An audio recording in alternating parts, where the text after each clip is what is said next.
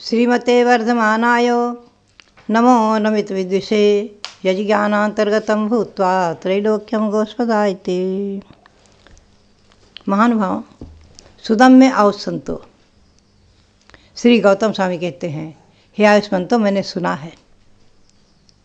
क्या सुना है? श्रावक धर्म और मुनि धर्म आदि सब कुछ सुना है। द्वादशांग की रचना की है। द्वादशांग को जिन्होंने रचा है, उनका अंश, उस वाणी का सार अमृत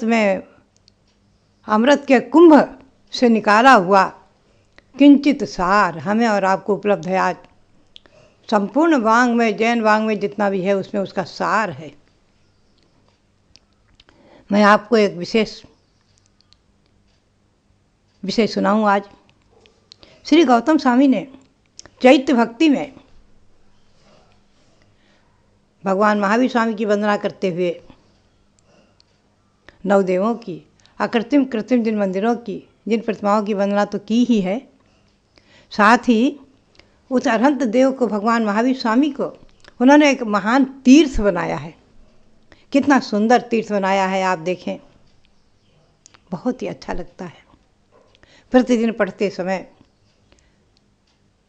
वो पंक्तियाँ, वो शब्द बड़े सुंदर हैं।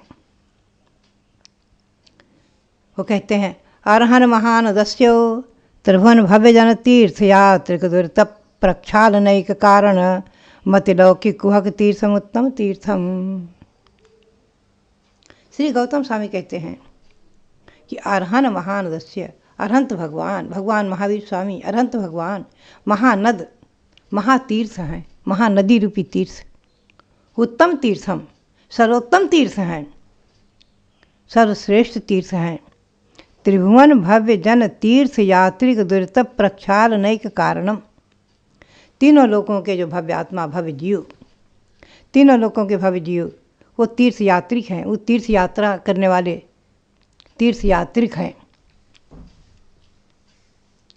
उन तीर्थ यात्रिक भव्यात्माओं के पाप रूपी पंख को, पाप रूपी मल को प्रक्षालन करने में एक कारण, ऐसा ये उत्तम तीर्थ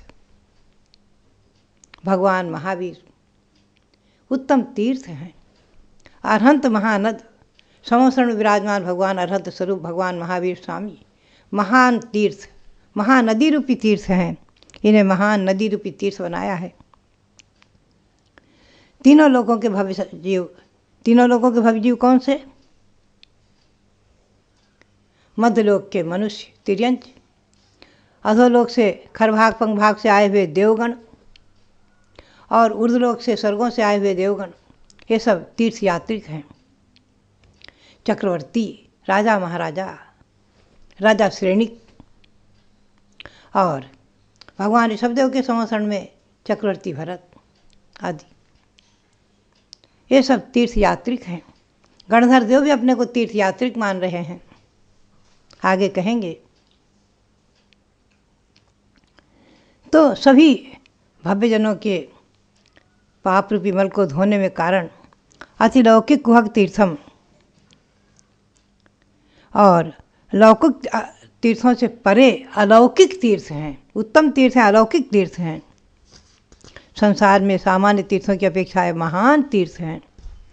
अब बताए, आप बता रहे हैं गणधर देव, अब आप सुने कि नदी में जल रहता है, तो यहाँ कौन सा जल है? देखिए आप, लोकालोक सुतत्व प्रत्योबोधन समर्थ दिव्य ज्ञान प्रत्यय वहत प्रवाह अमृतशीलामल की विशाल कूलद्युतयम। अरहत देव महानद उत्तम तीर्थ अलौकिक हैं जग में, त्रिभुवन भवजन तीर्थ स्नान से पापों का क्षालन करते। हे पद्यानुवाद, अरहंत देव महान उत्तम तीर्थ हैं, अलौकिक हैं इस जगत में, अलौकिक तीर्थ, और त्रिभुवन के भव्य प्राणी इस तीर्थ स्नान में आकर पापों का क्षालन करते हैं। तो इसमें जल क्या है? लोकालोक सुतत्व प्रकाशक दिव्य ज्ञान जल नित बहता, शील और सद्व्रत विशाल निर्मल, दो तट से शोभित दिखता। लोक और अलोक में जितने तत्व हैं, उन सबको प्रकाशित करने वाला ऐसा जो दिव्य ज्ञान, केवल ज्ञान, दिव्य ज्ञान नहीं, केवल ज्ञान, केवल ज्ञान रूपी तीर्थ, ज्ञान रूपी तीर्थ, उस जल ज्ञान रूपी उस तीर्थ में ज्ञान रूपी जल बह रहा है। ज्ञान रूपी जल, लोक और अलोक को प्रकाशित करने वाला दिव्य ज्ञान रूपी जल उसमें भरा हुआ है, उस तीर्थ में भरा हुआ है ज्ञान रूपी जल। और शील और व्रत ये दो तट हैं, जैसे नदी में दो तट रहते हैं, दोनों तरफ तट रहते हैं। तट यानी किनारे, दोनों तरफ के किनारे होते हैं। तो एक तरफ किनारा है शील, एक तरफ है व्रत। शील और सदव्रत, व्रत शीलामल विशाल कूल द्वितीयम। व्रत और शील रूपी निर्मल विशाल दो कूल हैं, किनारे हैं, तट हैं।